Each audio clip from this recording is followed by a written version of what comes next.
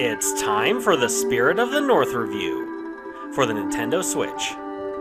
I'd seen this game on the eShop for years and always had a level of interest in it.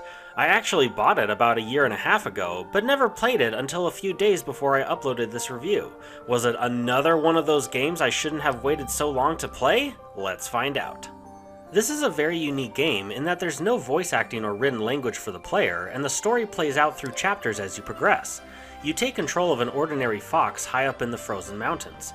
After a few beats, you come across a spirit fox, and after following it, you find a red glowing monument surrounded by a mysterious malice.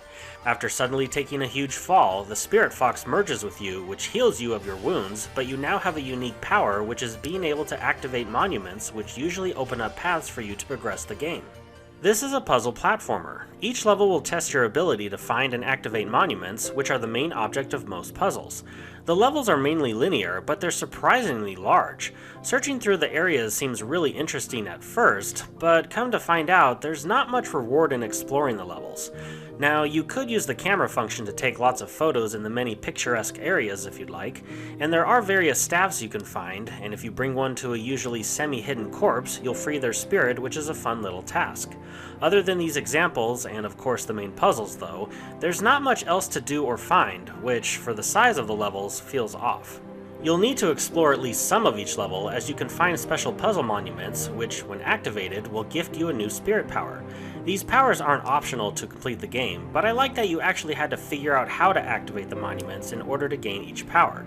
There was a good dynamic range of difficulty with all the puzzles I encountered, with some being quite easy and others that took some brain power to overcome. Each time you activate a monument, you'll lose your spirit power and revert back to your normal self. You can regain your spirit by blooming special flower buds, which aren't that difficult to locate in each level, or you can retrieve your spirit from an activated monument. This will usually close up a path or reset a puzzle, so strategy is key. The game is beautiful, with complementary music that fits the overall theme. The world has a watercolor vibe to it, especially with how the fox looks. Aesthetically, I think it looks great, but from a technical standpoint, it's not the best, as textures constantly rendered as I progressed, and there were instances of frame rate dips and full-on micropauses in a couple areas. Controlling the fox was fine for the most part, however, getting it to jump where I wanted it to go was sometimes challenging, and it felt quite awkward at times. One complaint I had was at the beginning of the game. I have this vast snowy valley to get across, and for some reason I can't sprint. But getting to a certain location when following the spirit fox now unlocks my sprint? Why? What's the point of this? I get that right here is a tutorial showing me how to sprint, but why here after 16 minutes of gameplay and not immediately at the start? It's just a weird design decision. Another thing that bothered me is something that will sound like I'm being picky, but because it happened too often, I can't help but talk about it, and that is the fox will stop to shake off water after it gets wet. Okay, this is normal and was kind of cute the first few times, but nearly every time it went swimming and came out, the controls would lock and I would have to wait until it finished its animation. I would usually spam the sprint button when getting out of the water to avoid this animation, but sometimes it wouldn't work. I wouldn't have minded if it did this every now and then, but it happened too much and just became overall annoying. Perhaps I was just too impatient altogether, because I felt the same way after activating a spirit flower. I couldn't help but feel that after I activated it, I could leave and I would gain the power shortly after. Nope, I have to stand still next to the flower and wait to receive the power.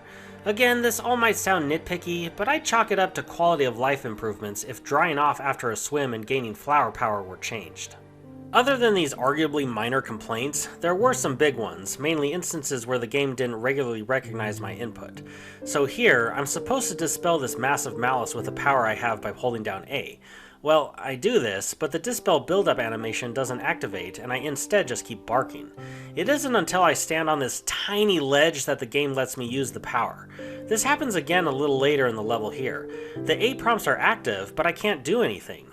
I almost restarted the level, but after trial and error for a few more minutes, I was able to activate it. This puzzle specifically is necessary to complete in order to progress, and thankfully I wasn't soft-locked, but it sure felt like it for a bit, and again here where I almost got permanently stuck in this small opening. Spirit of the North is a fine and unique game that needs more polishing in order to reach the next level. The puzzles are fun and different enough to not feel stale, like using your powers to zip on through or dispelling Ganon's malice in Caelid. It took me roughly 5 to 6 hours to complete, so while it's not a long game, it overall offers good gameplay, even if some elements were frustrating. This review was coincidentally uploaded the same day Spirit of the North 2 came out, and the original did well enough that I'm interested in playing the sequel. This game gets a 3.5 out of 5 with a title of good.